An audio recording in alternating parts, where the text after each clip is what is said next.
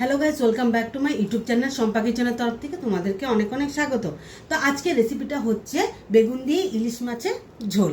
তো কিভাবে বানাবো তো চলো দেখাই। তো এই রেসিপিটার জন্য আমার কি কি লাগবে: হলুদ গুঁড়ো, গোটা জিরা, কালো জিরে, চিনি, এখানে পাকা লঙ্কা নিয়ে নিয়েছি, আর সামান্য পেঁয়াজ নিয়েছি লবণ, আর আগে থেকে ধুয়ে কেটে রেখেছি ইলিশ মাছ, আর বেগুনও কেটে রেখেছি। তো পেস্ট করে নেব লঙ্কা আর পেঁয়াজ আর গোটা জিরে।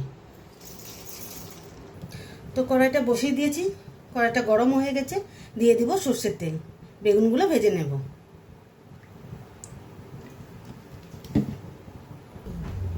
তো বেগুনগুলো ছেড়ে দিই, তেলটা গরম হয়ে গেছে।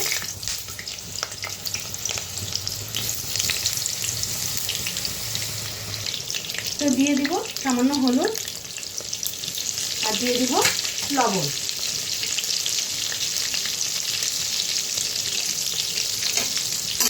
তো বেগুনগুলো ভাজা হয়ে গেছে, উঠিয়ে নিই।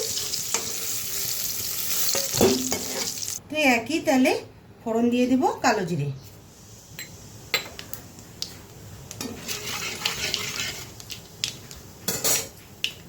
তো পেস্ট করেছি মশলাটা দিয়ে দিই।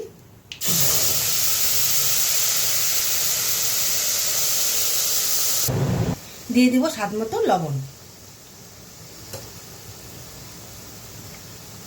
দিয়ে দিব চিনি সামান্য, দিয়ে দিব হলুদের গুঁড়ো। তো ভালোভাবে নিয়ে নিই, নেড়ে ঢেকে রাখবো কিছুক্ষণ সময়ের জন্য। তো ঢাকনাটা উঠিয়ে মাছগুলো দিয়ে দিব।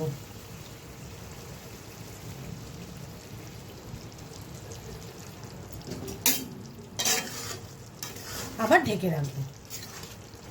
তো ঢাকনাটা উঠিয়ে মাছগুলো উঠিয়ে দিই।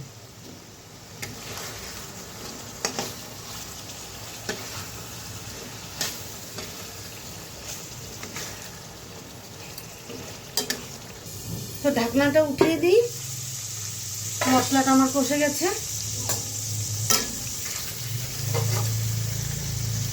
দিয়ে দিব পেস্ট করেছি রেখেছি যে জলটা দিয়ে দিব। তো ঢাকনাটা উঠিয়ে দিই,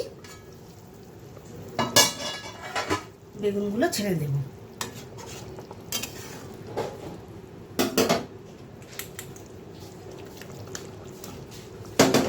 দিয়ে দেব পাকা লঙ্কাগুলো।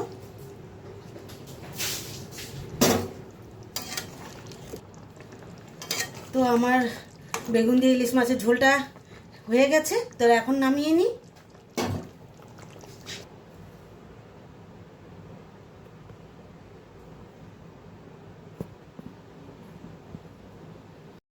তো আমার এই রেসিপিটা কেমন লেগেছে অবশ্যই কমেন্টে জানাবে, আর লাইক, শেয়ার অ্যান্ড সাবস্ক্রাইব করতে একদম ভুলবে না।